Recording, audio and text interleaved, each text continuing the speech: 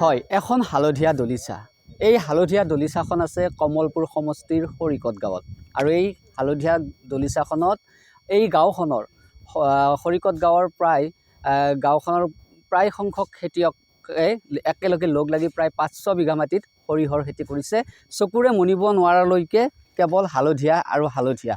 মোৰ কেমেৰা সহযোগীয়ে এই হালধীয়া দলিচাখনৰ দৃশ্য ইতিমধ্যে কেমেৰাৰ বন্দী কৰিছে আৰু NKTVৰ দৰ্শকসকলে প্ৰত্যক্ষ কৰিছে।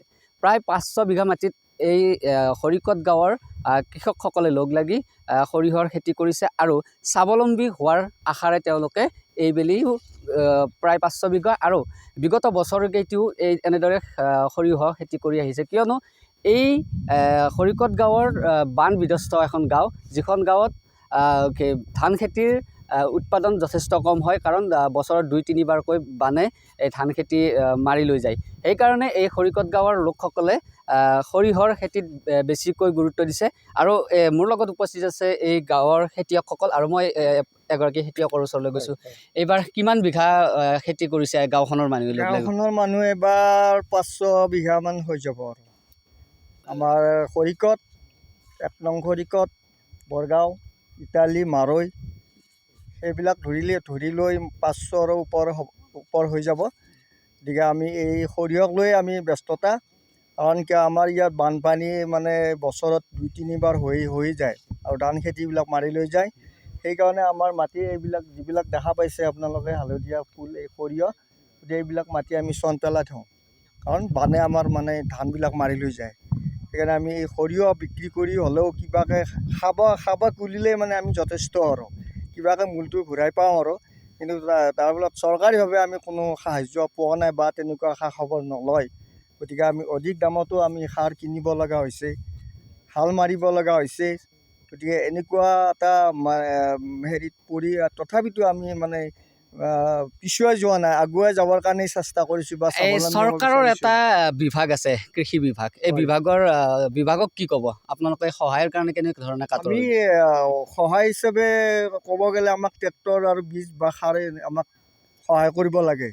তেতিয়াহে তাৰমানে আমি আৰু বেছি উপকৃত হ'ব পাৰিম। নিজে মূলধন খটাই কিমান কৰিম?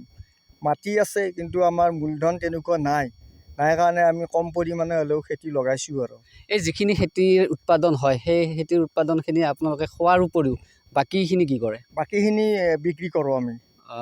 বিক্ৰী মানে চৰকাৰীভাৱে বিক্ৰী কৰে? চৰকাৰীভাৱে বিক্ৰী কৰা নাই, কিন্তু আমি প্ৰাইভেট বেপাৰী যিবিলাক আহে তেওঁলোকক আমি বেৰাটো দিওঁ।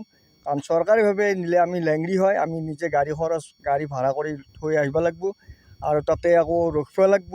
এনেকুৱা বহুত ভেজাল আৰু তাৰমানে, সেইকাৰণে আমি সেইটো বিচৰা নাই। উচিত মূল্য পায়নে? উচিত বুলিতে বজাৰত যিটো চলি আছে সেইটো দামেই দিয়ে, আৰু তাৰে ভিত্তিত আৰু মানে মূল নাযায়। কিন্তু বস্তু এটা কৰিলে মূল নাযায়, কিন্তু যিখিনি পাব লাগে সেইখিনি আমি পোৱা নাই। কোনোমতে পোহপাল দি আছে পৰিয়ালে আৰু ফন হেণ্ড টু মাউণ্ট, পেটে ভাতে মানে খাই জীয়াই আছোঁ আৰু।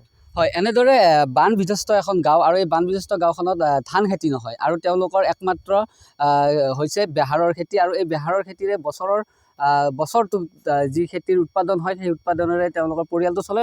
আৰু অন্য এগৰাকী ব্যক্তি আছে।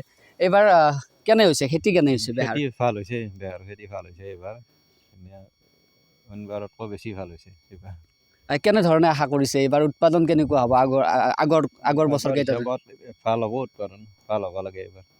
হয়, নিশ্চিতভাৱে ক'ব লাগিব, এই যি 2 নং খৰিকত গাঁও আছে, এই খৰিকত গাঁওখনৰ প্ৰায় সংখ্যক খেতিয়কে লগ লাগি প্ৰায় 500 বিঘা মাটিত সৰিয়হৰ খেতি কৰিছে। আৰু যিখিনি উৎপাদন হ'ব, সেই উৎপাদনেৰে কোনোমতে বছৰটো চলাৰ তেওঁলোকে আশা কৰিছে। আৰু তেওঁলোকৰ যি এই খেতি কৰি যি নৱপ্ৰজন্মক দেখাইছে উৎসাহ, আমিও সেই শলাগিছোঁ।